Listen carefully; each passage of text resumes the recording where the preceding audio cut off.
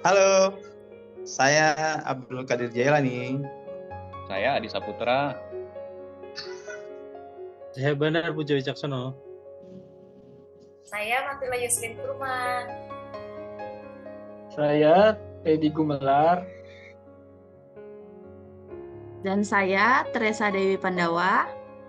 Pada kesempatan ini kami dari kelompok 2, Permati Persatuan Mahasiswa Kreatif, akan mempresentasikan rencana bisnis pada mata kuliah Bisnis Perikanan, Jenjang Magister Terapan Perikanan Program Studi Pemanfaatan Sumber Daya Perikanan, Politeknik Ahli Usaha Perikanan dengan tema Pakan Mandiri Ikan dan Udang. Baik, pada pendahuluan, latar belakang itu budidaya ikan merupakan salah satu sektor usaha yang sangat potensial untuk dikembangkan di Indonesia. Bahkan merupakan salah satu komponen yang sangat menunjang kegiatan usaha budidaya perikanan, sehingga pakan yang tersedia harus memadai dan memenuhi kebutuhan ikan. Pada budidaya ikan, sekitar 60-70% biaya produksi digunakan untuk biaya pakan. Dengan pembuatan pakan biasanya didasarkan pada pertimbangan kebutuhan nutrisi ikan, kualitas bahan baku, dan nilai ekonomis. Dengan pertimbangan yang baik, maka dapat dihasilkan pakan buatan yang disukai oleh ikan serta aman bagi ikan. Adapun rumusan masalah yang menjadi pokok permasalahan dalam usaha budidaya adalah bagaimana pengaruh pakan terhadap pertumbuhan ikan, pemberian pakan yang kurang tepat, serta harga pakan komersial yang mahal, sehingga banyak dari pembudidaya memilih untuk memberikan pakan yang seadanya.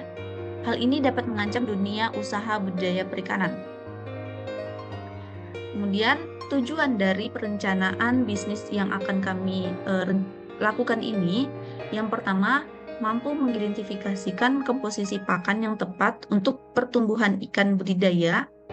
Yang kedua, mampu menganalisis aspek usaha dari pembuatan pakan mandiri. Yang ketiga, mampu menganalisis aspek pasar dan pemasaran yang tepat. Jadi konsep usaha dari bisnis yang kami jalankan ini adalah bergerak di bidang perikanan. Itu di mana pada bisnis ini menyediakan produk berupa pakan, itu budidaya ikan dan udang. Produk ini disusun berdasarkan formasi pakan yang sesuai dengan kebutuhan ikan dan udang untuk pertumbuhannya. Dalam proposal bisnis ini, kami memilih segmentasi berdasarkan jenis ikan dan kandungan nutrisi. Jenis ikan yang dimaksud adalah jenis ikan budidaya air tawar. Sedangkan kandungan nutrisinya itu kaya akan protein karena berasal dari tepung ikan dan yang bersumber dari mitra usaha kami. Adapun tahap pembuatan pakan mandiri secara umum terdiri dari 5 bagian, 5 proses, yaitu tahap penyiapan bahan baku, kemudian penepungan, tahap pencampuran, yang keempat proses pengemasan dan pelabelan, dan yang terakhir adalah proses pengeringan. Adapun komposisi dari pakan yang kami buat itu dengan taksiran protein sebesar 30%, yang terdiri dari 8 jenis bahan baku. Yang pertama tepung ikan, kemudian tepung kedelai, tepung jagung, limbah nugget, tepung gaplek, dedak, premix, dan minyak ikan. Untuk presentasi masing-masing kandungan bahan baku bisa dilihat di layar seperti ini. Yang ketiga, perencanaan kegiatan pemasaran. Ini segmentasi pasar atau segmenting. Yang pertama itu ada segmentasi geografis. Industri pakan ikan ini menargetkan konsumen dari berbagai penjuru di Indonesia yang bisa dijangkau. Kemudian konsumen budidaya ikan, bahkan konsumen yang memiliki ketertarikan pada perikanan. Kemudian segmentasi demografis, yaitu industri pakan ikan. Ini meliputi mata pencaharian. Segmen konsumen yang dimaksud ialah pembudidaya yang secara umum membutuhkan pakan ikan dalam usaha budidayanya, baik budidaya ikan maupun budidaya udang. Kemudian targeting kami yaitu yang pertama jenis ikan. Terdapat berbagai jenis pakan yang dikhususkan untuk masing-masing jenis ikan. Kemudian kandungan nutrisi seperti protein, karbohidrat, vitamin, dan mineral. Kemudian target pasarnya yaitu seperti peternakan ikan besar maupun kecil. Yang keempat itu yaitu bagian harga. Terdapat pakan ikan dengan harga yang terjangkau untuk pembudidaya ikan.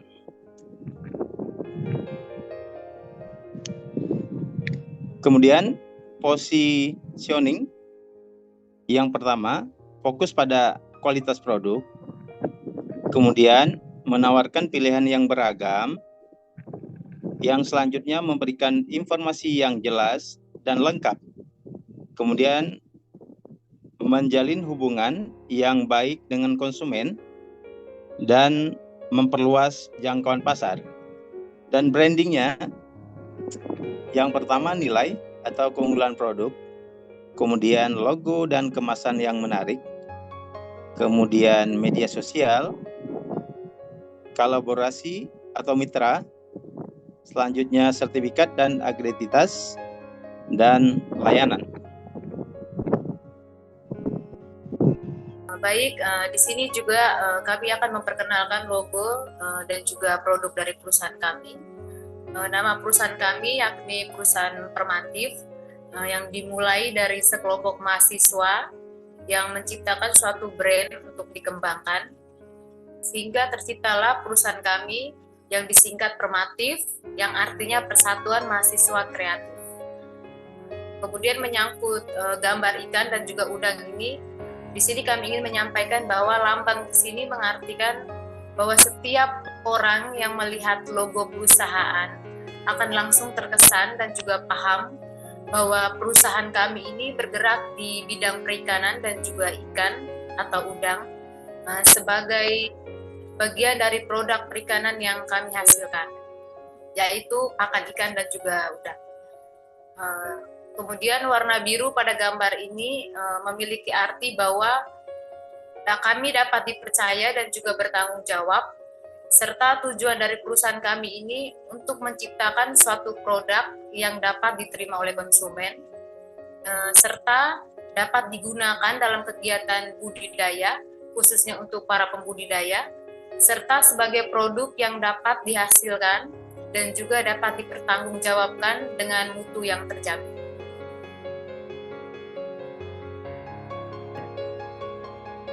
Berikut untuk marketing atau pemasarannya, di sini kami memiliki 4 poin. Yang pertama, produk, yakni produk kami berbentuk tepung dan juga pelet ikan untuk dan udang juga. Kemudian yang kedua, harga. Untuk harga ini berdasarkan pada biaya produksi dengan margin keuntungan yang sudah kami targetkan. Yang ketiga, yakni promosi. Di sini kami juga memberikan pelayanan kepada kelompok para pembudidaya untuk menggunakan pakan produksi yang telah kami buat. Dan yang keempat, mengenai tempat atau pendistribusian. Di sini kami juga menggunakan jalur pemasaran dengan harga yang berbeda-beda. Masuk dalam metode atau model bisnis yang kami terapkan dalam usaha produksi pakan ini, yaitu kami menerapkan sistem bisnis model kanvas. Nah, untuk sistem model kanvas ini sendiri dapat kita lihat pada tabel berikut, yaitu pertama ada key partner, di mana dari jaringan bahan baku yang berkualitas, kemudian distributor pakan ikan, kemudian jaringan informasi ilmu pengetahuan dan teknologi, kemudian jaringan kerjasama antar daerah, jaringan pakan ikan mandiri atau terpari, dan selanjutnya adalah jaringan perguruan tinggi untuk proses penelitian. Selanjutnya ada juga key activity yang terdiri dari produksi pakan ikan berkualitas tinggi, kemudian pemberian konsultasi dan dukungan teknis kepada pelanggan. Lalu ada juga menghasilkan formula, adonan pelet cetak, adonan untuk mancing, adonan untuk induk dan benih, kemudian kemampuan memperbaiki mesin yang rusak, kegiatan dengan pendekatan cluster. Selanjutnya untuk key resource terdiri dari tersedianya formulator yang inovatif, kemudian teknisi yang berpengalaman dalam perbaikan mesin, lalu ada produk pakan, formulator dan teknisi yang bersertifikat serta berpengalaman luas. Selanjutnya, value proposition, yaitu pakan mandiri yang berkualitas dengan harga yang terjangkau untuk memenuhi permintaan pembudidaya, kemudian meningkatkan pertumbuhan dan produktivitas ikan, kemudian mengurangi risiko penyakit, dan menjaga keberlanjutan lingkungan.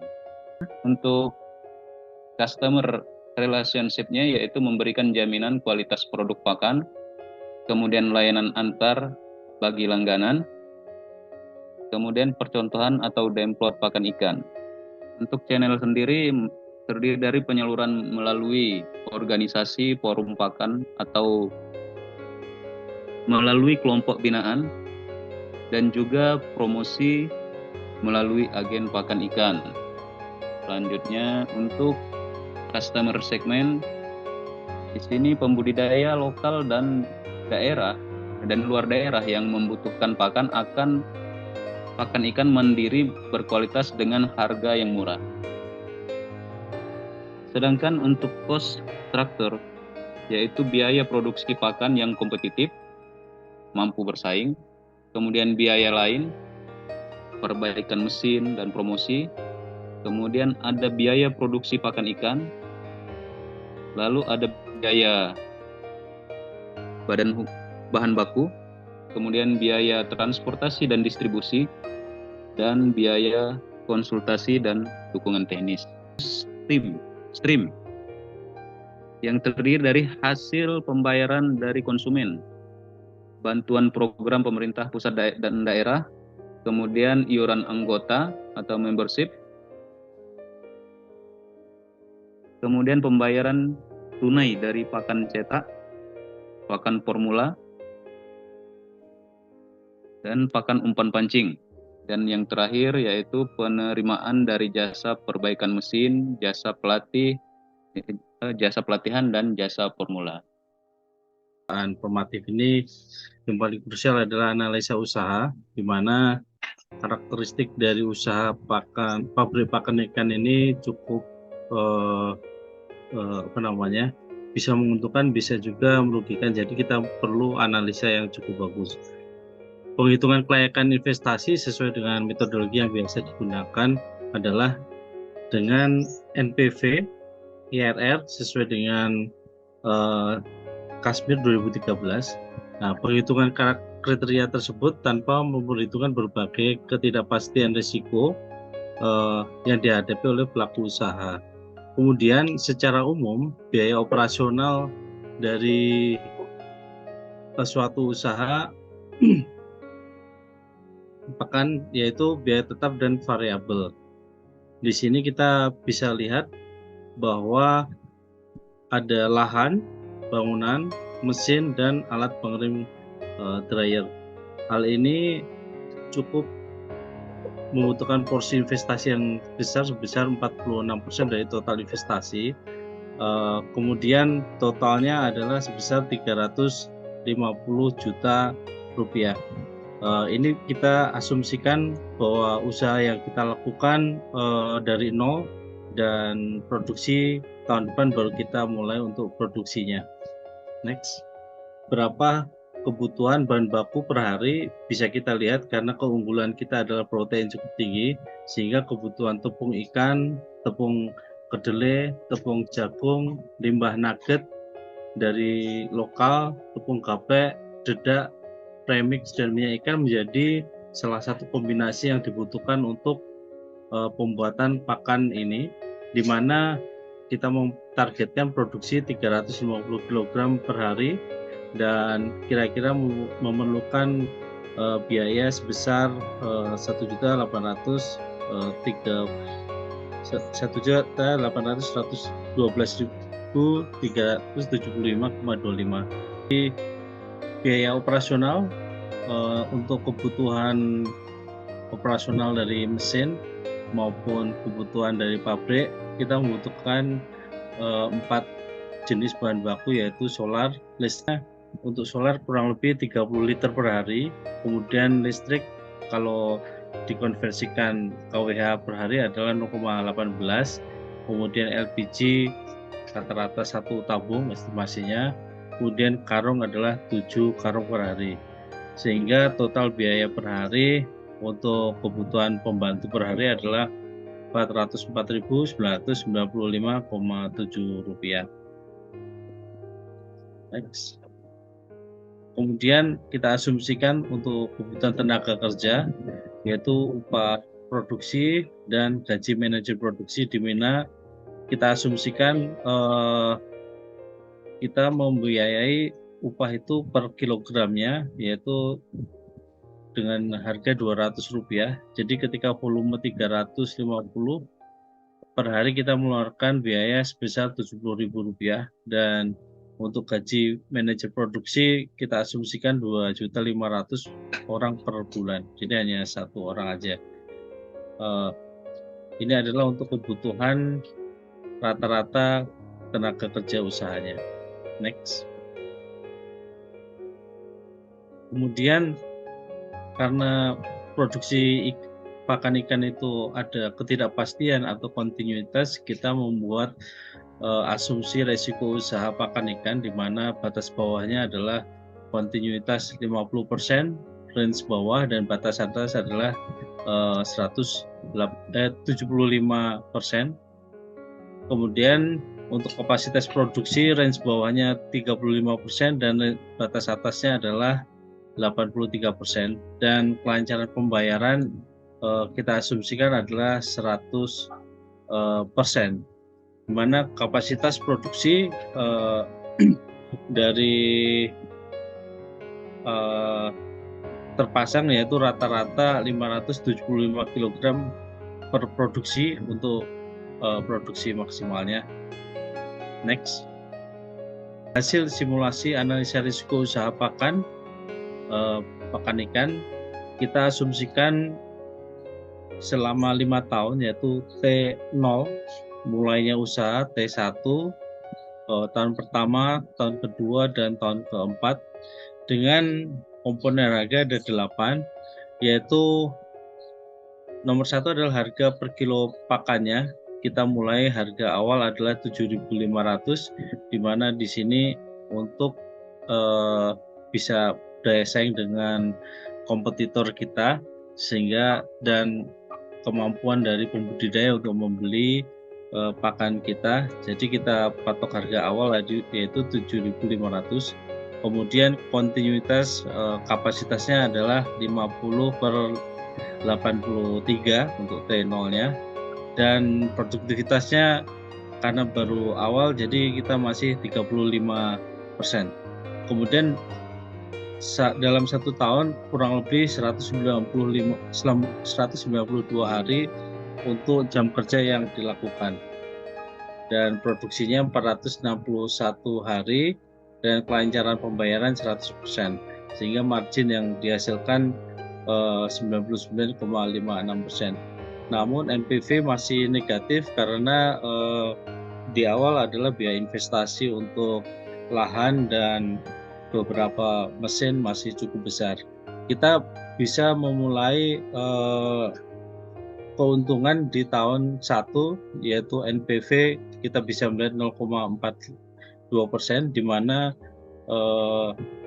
karakteristik atau indikasi bahwa usaha kita mendapatkan keuntungan ketika NPV kita adalah positif, yaitu di atas 0%. Jadi mulai tahun pertama, tahun kedua, dan tahun ketiga kita bisa mendapatkan keuntungan dengan analisa seperti pada tabel berikut. Ada sedikit kenaikan harga di tahun kedua, yaitu dari 7.500 menjadi 8.000 rupiah untuk harga pakan. Hal ini dikarenakan beberapa fluktuasi dinamika harga bahan baku yang mungkin kita antisipasi. Mungkin demikian dari saya, di mana kita melihat bahwa usaha produksi pakan ikan ini cukup beresiko, namun kita dengan analisa usaha yang banyak, yang lebih mendalam, akan menghasilkan usaha yang menguntungkan. Dan alternatif lain jika kita untuk mendapatkan keuntungan lebih, mungkin dari modal bahan baku, modal bangunan, dan modal untuk tanah, kita bisa melakukan dengan sistem sewa. Hal ini untuk menstrategikan kalau kita mulai usaha pakan ikan ini untuk biaya di awalnya rendah. Mungkin demikian dari saya, semoga bermanfaat. Baik, terima kasih kepada rekan anggota kelompok Permatif yang telah mempresentasikan rencana bisnis mengenai pakan mandiri ikan dan udang, burung irian, burung cendrawasih. Cukup sekian dan terima kasih. Saya Teresa D. Pendawa selaku moderator pamit undur diri. Mau pakan yang berkualitas? Ya, Iya, formatif Pak. dong.